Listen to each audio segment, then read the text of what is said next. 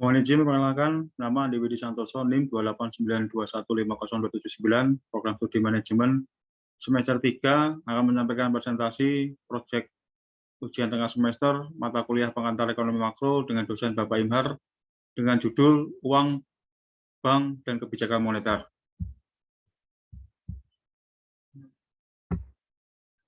Pendahuluan, uang merupakan bagian yang penting bagi kehidupan kita dalam kegiatan sehari-hari. Bahkan ada yang berpendapat bahwa uang merupakan darah dalam sebuah perekonomian. Stabilitas ekonomi dan pertumbuhan ekonomi suatu negara ditentukan sejauh mana peranan uang dalam perekonomian oleh masyarakat dan otoritas moneter. Maka dari itu, apabila tidak ada uang, mungkin perekonomian suatu negara akan kacau akibat tidak adanya uang untuk transaksi. Dan oleh sebab itulah uang tercipta untuk mempermudah jalannya perekonomian sebuah negara. Dalam perekonomian modern, hampir tidak bisa meninggalkan peranan uang dalam kegiatan ekonomi dalam kehidupan kita atau kehidupan sehari-hari. Peranan dan fungsi uang. Definisi uang bisa dibagi menjadi dua, pengertian yaitu menurut hukum dan definisi menurut fungsi. Definisi uang menurut hukum yaitu sesuatu yang ditetapkan oleh undang-undang sebagai uang dan sah untuk alat transaksi perdagangan. Sedangkan definisi uang menurut fungsi yaitu sesuatu yang secara umum dapat diterima dalam transaksi perdagangan serta untuk membayar hutang piutang. Menurut Nasution pada tahun 1998, fungsi uang dalam perekonomian dapat digolongkan beberapa jenis, yaitu 1. Uang sebagai alat tukar, medium of exchange. Dengan uang, aktivitas tukar-menukar akan lebih mudah dilakukan dibandingkan tukar-menukar secara barter. Yang kedua, uang sebagai alat satuan nilai, unit of account. Dengan uang yang dimiliki oleh seseorang akan dapat dipergunakan sebagai satuan nilai. Maksud satuan nilai adalah ukuran yang dapat menentukan besarnya nilai satuan barang. Dengan adanya uang, nilai suatu barang akan mudah ditentukan. Yang ketiga, uang sebagai penyimpan kekayaan nilai, store of value. Uang yang diterima di masyarakat sebagai pendapat akan digunakan untuk keperluan konsumsi. Bila mana terjadi kelebihan pendapatan setelah dikurangi konsumsi, maka kelebihan tersebut dapat disimpan sebagai nilai liquid atau yang dapat dipergunakan setiap saat diperlukan. Nilai dari uang. Nilai dari uang diukur dengan kemampuannya untuk dapat membeli atau dalam kata lain ditukarkan barang dan jasa, internal value, serta valuta asing, external value. Dengan demikian, besarnya nilai uang ditentukan oleh harga barang dan jasa. Terdapat 3 metode untuk mengukur nilai uang, yakni dengan menggunakan indeks biaya hidup, indeks harga barang-barang perdagangan besar, atau apa yang disebut dengan GNP deflator. Adapun indeks biaya hidup umumnya banyak dipakai sebagai ukuran nilai uang yang mencakup harga beberapa kebutuhan di Indonesia. Kita mengenal 9 kebutuhan bahan pokok.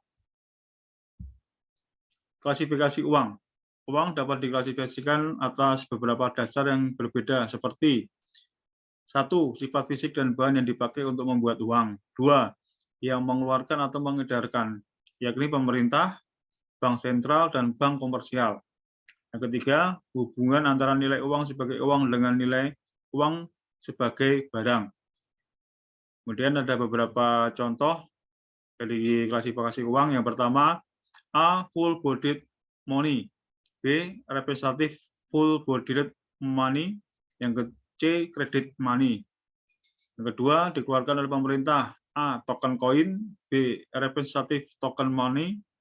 C. Uang kertas yang dikeluarkan oleh pemerintah. Adapun yang dikeluarkan oleh bank berupa A. Uang kertas yang dikeluarkan bank sentral. B. Demand deposit atau uang digital. Kebijakan moneter. Sebuah kebijakan moneter diterapkan jalan dengan siklus ekonomi, baik siklus ekonomi yang berkembang pesat atau saat siklus ekonomi yang melambat. Dengan demikian, dikenal ada 2 kebijakan moneter, yaitu kebijakan moneter yang ekspansif dan kontraktif. Kebijakan moneter yang ekspansif adalah kebijakan moneter yang ditujukan untuk mendorong kegiatan ekonomi. Misalnya, dilakukan dengan cara meningkatkan jumlah uang beredar.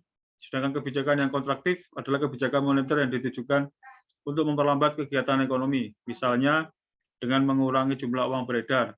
Dalam kebijakan moneter itu sendiri, pemerintah mempunyai instrumen-instrumen penting yang melaksanakan kebijakan tersebut dalam mengatur jumlah uang yang beredar seperti pagu kredit, penentuan cadangan wajib minimum, fasilitas diskonto, dan risk diskonto. Kemudian operasi pasar terbuka dan lain-lain.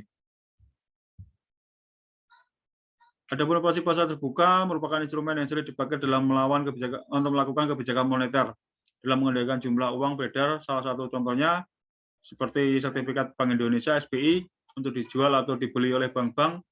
Dalam menerbitkan sertifikat Bank Indonesia atau SBI, BI menetapkan atau memilih tingkat bunga tertentu dengan tujuan tertentu.